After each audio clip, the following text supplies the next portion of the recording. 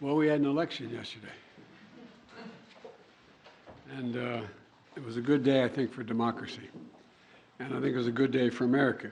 Excuse me, I'm a little hoarse. Our democracy has been tested in recent years, but with their votes, the American people have spoken and proven once again that democracy is who we are. The states across the country saw record voter turnout, and the heart and soul of our democracy, the voters, the poll workers, the election officials, they did their job and they fulfilled their duty, and apparently without much interference at all, without any interference, it looks like. And that's a testament, I think, to the American people. While we don't know all the results yet, at least I don't know them all yet, here's what we do know. While the press and the pundits are predicting a giant red wave, it didn't happen. And I know you were somewhat miffed by my obsessive optimism, but I felt good during the whole process. I thought we were going to do fine. While any seat lost is painful, some good Democrats didn't win the last night. Democrats had a strong night. And we lost fewer seats in the House of Representatives than any Democratic president's first midterm election in the last 40 years. And we had the best midterm for governors since 1986. And another thing that we know is that voters spoke clearly about their concerns, about raising costs, the rising costs that they're, and the need to get inflation down. There's still a lot of people hurting. They're very concerned. And it's about crime and public safety. And they sent a clear and unmistakable message that they want to preserve our democracy and protect the right to choose in this country. And I especially want to thank the young people of this nation who, I'm told, I haven't seen the numbers, voted historic numbers again, and just as they did 2 years ago. They voted to continue addressing the climate crisis, gun violence, their personal rights and freedoms, and the student debt relief. Last night, I was pleased to call Maxwell Frost, a 25-year-old who got elected, I guess the youngest man ever elected to the United States Congress. And I told him I told him that I was the first elected, the second youngest person ever elected to the United States Senate at 29. That I have no doubt he's off to an incredible start and what I'm sure will be a long, distinguished career. And when he's president and they say Joe Biden's out in the outer office, I know I'm going to say Joe who. But the voters were also clear that they are still frustrated. I get it. I understand it's been a really tough few years in this country for so many people. When I came to office, we inherited a nation with a pandemic raging and an economy that was reeling. And we acted quickly and boldly to vaccinate the country and to create a stable and sustained growth in our economy. Long-term investment to rebuild America itself, our roads, our bridges, our ports, our airports, clean water systems, high-speed internet. And we're just getting started. The interesting thing is that this is all going to really come into clear view for people in the months of January, February, March of next year. It's just getting underway. So I'm optimistic about how the public's going to even be more embracive of what we've done. Historic investments that are leading companies to invest literally hundreds of billions of dollars combined to build semiconductor factories and other advanced manufacturing here in America. It's going to create tens of thousands of good-paying jobs. And by the way, a significant number of those jobs are going to be jobs that pay average $126,000, $127,000. You don't need a college degree to get those jobs. And we're dealing with global inflation as a result of the pandemic and Putin's war in Ukraine. We're also handling it better than most other advanced nations in the world. We're lowering gas prices. We're taking on powerful interest, lower prescription drug costs, and health insurance premiums, and energy bills. After 20 months of hard work, the pandemic no longer controls our lives. It's still a concern, but no longer controls our lives. Our economic policies have created a record 10 million new jobs since I came into office. Unemployment rate is down from 6.4 when I was sworn in to 3.7%, near a 50-year low. And we've done all this while lowering the federal deficit in the 2 years by $1.7 trillion. Let me say it again, $1.7 trillion.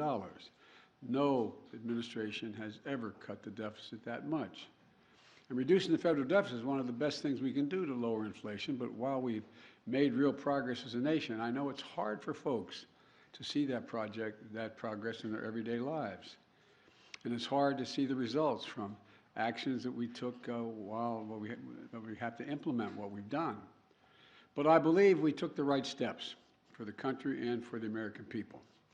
In fact, if you look at the polls, overwhelming majority, I don't look at them much anymore because I'm not quite sure how to read them anymore. I hope you are uncertain as well. But overwhelming majority of American people support the elements of my economic agenda.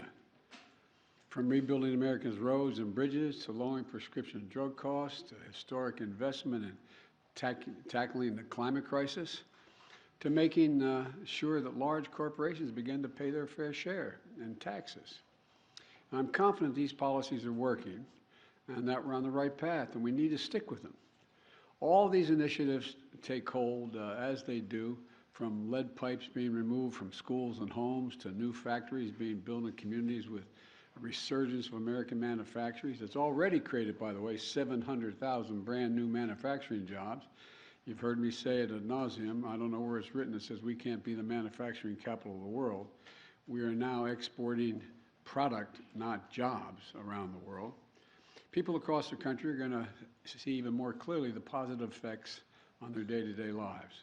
But I still understand why they're hurting right now. So many people are concerned. As I have throughout my career, I'm going to continue to work across the aisle to deliver for the American people. And it's not always easy, but we did it the first term. And I'll be surprised a lot of people that we signed over 210 bipartisan laws since I've become president, and we're revitalizing American manufacturing, gun safety, we did it together, and dozens of laws positively impacting on our veterans. And let me say this, regardless of what the final tally in these elections show, and there's still some counting going on, I'm prepared to work with my Republican colleagues. The American people have made clear, I think, that they expect Republicans to be prepared to work with me as well. In the area of foreign policy, I hope we'll continue this bipartisan approach of confronting Russia's aggression in Ukraine. When I return from the G20 meetings in Indonesia with other world leaders, I'm going to invite the leaders of both political parties, as I've done in the past in my foreign trips, to the White House to discuss how we can work together for the remainder of this year and into the next Congress to advance the economic and national security priorities of the United States. And I'm open to any good ideas. I want to be very clear. I'm not going to support any Republican proposal that's going to make inflation worse. For example, the voters don't want to pay higher prescription costs for drugs. We've cut that now. We're going to kick into gear next year, next calendar year. And I'm not going to walk away from the historic commitments we just made to take on the climate crisis. They're not compromisable issues to me, and I won't let it happen. The voters don't want more taxes for the tax cuts for the super wealthy and biggest corporations. And I'm going to continue to focus on cost cutting for working and middle class families and building an economy from the bottom up and the middle out. I know you're tired of hearing me say that, but I genuinely mean it. That's what makes America grow. The wealthy do very well when the middle class is doing well, and the poor have a way up, and while continuing to bring down the federal deficit. You know, as we look at tax cuts, we should be looking at tax cuts for working people and middle-class people, not the very wealthy. They're fine. And if you can go out and be a multimillionaire, that's great. Just pay your fair share. That's all. That's all. Just pay your fair share. It's like those 55 corporations in 2000 that made $40 billion and didn't pay a penny in federal taxes. It's not right.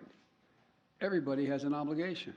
So now they have to pay a staggering 15%. You all pay more than that for your taxes. So I'm going to keep my commitment that no one earning less than $400,000 a year, and that's a lot of money where I come from, are going to see their federal taxes go up. And I want to be very clear. Under no circumstances will I support the proposal put forward by Senators Johnson and the senator from down in Florida to cut or make fundamental changes in Social Security and Medicare. That's not on the table. I will not do that. I will veto any attempt to pass a national ban on abortion, but I'm ready to compromise with Republicans where it makes sense on many other issues. And I'll always put the needs and interests of the American people first. So let me close with this. On this election season, the American people made it clear. They don't want every day going forward to be a constant political battle. There's too much of that going on. And there's too much that we have to do. The future of America is too promising to be trapped in an endless political warfare. And I really mean it. You've heard me say it time and again for the last 20 months or so. I am so optimistic about the prospects for America. We need to be looking to the future, not fixated on the past. And that future is bright as can be. We're the only nation in the world that's come out of every crisis stronger than we went into the crisis. And that's a fact. I mean, literally mean that. We've come out stronger than we've gone in. And I've never been more optimistic about America's future than I am today. You know, particularly because of all those young people I talked about, 18 to 30. They're showing up. They're the best educated generation in American history. They're the least prejudiced generation in American history, the most engaged generation in American history, and the most involved. Look, after a long campaign season, I still believe it, I always have. This is a great nation, and we're a great people. And it's never been a good bet to bet against America. Never been a good bet to bet against America. There's nothing beyond our capacity if we work together. We just need to remember who the hell we are. We're the United States of America. The United States of America. There's nothing beyond our capacity. And I'm pretty well convinced that we're going to be able to get a lot done.